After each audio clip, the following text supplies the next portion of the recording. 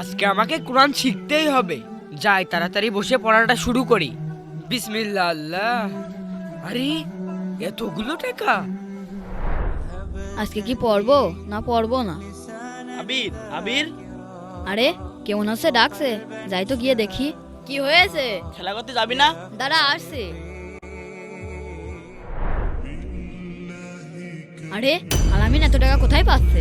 তাহলে মনে হয় ভাইয়া আমাকে না জানিয়ে গোপনে গোপনে আলামিনকে শুধু এত টাকা দিয়ে যাচ্ছে। দাঁড়া, ভাইয়ার সাথে একটা বোঝাপড়া করতে হবে। ভাই, কি হয়েছে?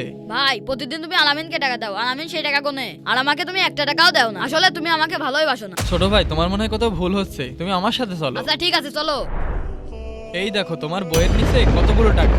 আমি প্রতিদিন অফিসে যাওয়ার আগে তোমাদের বইয়ের মধ্যে টাকাগুলো রেখে দিতাম, কারণ আমি মনে করেছিলাম তুমি আর আলামিন যখন পড়তে বসবে তখন বইয়ের ভিতর থেকে টাকাগুলো পেয়ে যাবে। কিন্তু তোমার ভাই আলামিন প্রতিদিন এখানে এসে আরবি পড়ে, এই জন্য টাকাগুলো পেয়ে যায়, আর তুমি একদিনও আরবি পড়ো না, এই জন্য টাকাগুলোও পাও না। ভাইয়া শুধু শুধু আমি তোমাকে ভুল বুঝেছিলাম। হ্যাঁ ভাই, আমি তোমাদের দুইজনকেই ভালোবাসি। বন্ধুরা, কে কে কোরআন পড়তে পারো কমেন্টে অবশ্যই জানাবে, আর চ্যানেলটি অবশ্যই সাবস্ক্রাইব করবে।